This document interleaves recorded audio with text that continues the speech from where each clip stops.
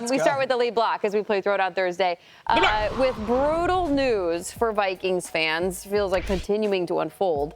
Their rookie quarterback, J.J. McCarthy, will miss the entire season after undergoing a full meniscus repair.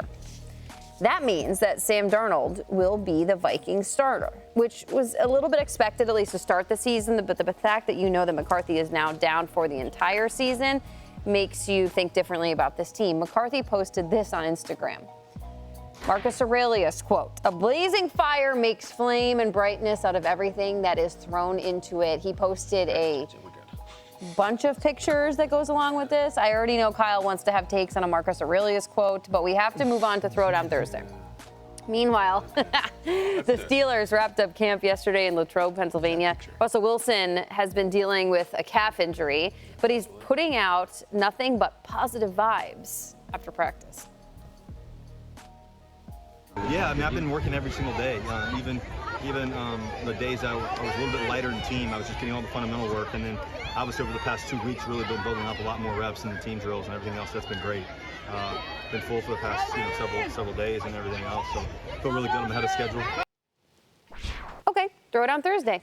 Between those two topics, Russell Wilson on his third team looking for a redemption season after how things went down in Denver. Sam Darnold now on his fourth team, replacing or taking on the job that J.J. McCarthy was fighting for.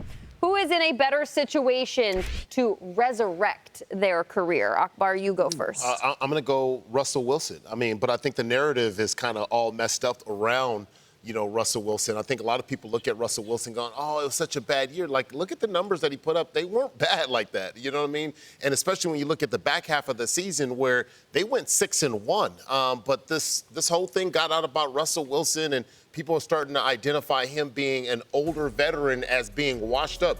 No, the dude can still produce, but I think now that he's in a better situation, a better environment, I think the marriage between him and Sean Payton just wasn't a good one. I'm at an age now where I know people who've gone through a couple of marriages already. You know what I mean? And they're on their second and third one, and somehow the second and third one hit. You know what I mean? And so I think this marriage right here, this third one, is going to hit. His first one was successful, but then it broke down. Second one, it was contentious from the beginning. It all started with The Office. You know what I mean? And now he's got a new place to set up shop, and I love what he has surrounding him, from Pickens, maybe an Ayuk, Najee Harris. He's in a good situation to really produce.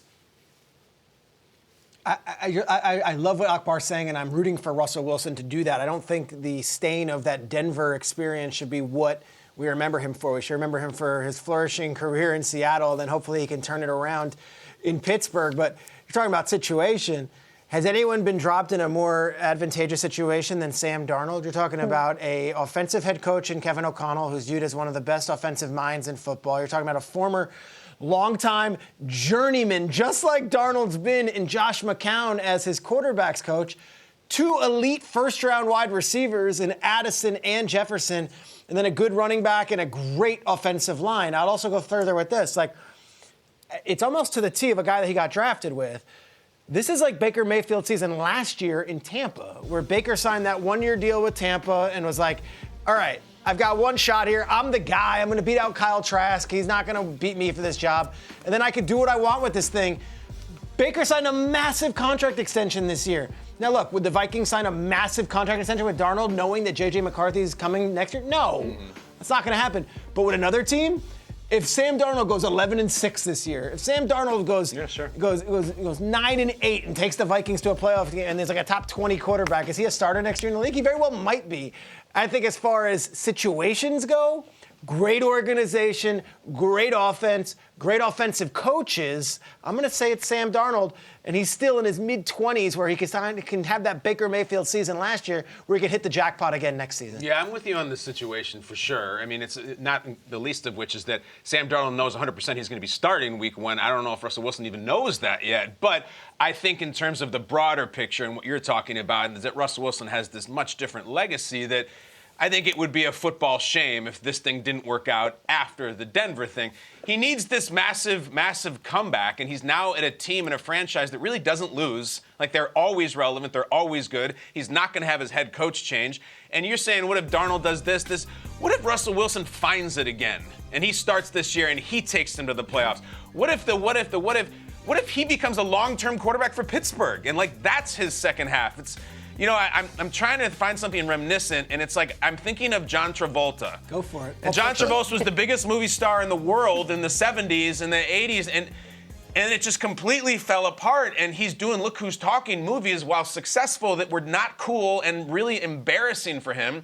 That's kind of the Denver era. And then out of nowhere, this brilliant writer and director is like, I want John Travolta in this movie. And everyone's in the studios are like, no, you're not having John Travolta. I don't care. I will fight for him. And that's what the Steelers did with Russell Wilson. Sure enough, then Pulp Fiction comes out. Travolta has another 20-year run before he self-sabotages. That's fine. But is Tomlin his Tarantino? Like, is this the guy who can say, everyone else couldn't do it, but I can? No more talking baby movies. I'm going to put you in and do grown-up movies, grown-up football. That would be this type of comeback.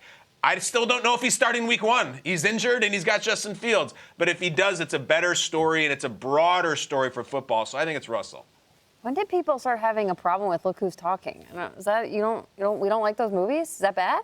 I thought Those are bad? great. No, it's just the fact that John Travolta was running the game. Like, he was the coolest guy in Hollywood, and now he's going down to the point where we're doing sight gags with Kirstie Alley and talking baby movies. I mean, it was kind of pathetic, and he did, I think, 3 of them. Yeah. So Yes, he did. that's where we're Did at. Macaulay It was a thing. Culkin It have a was a voice thing. in that movie? Bruce Willis was the baby. Bruce Willis was That's right. part of, yeah.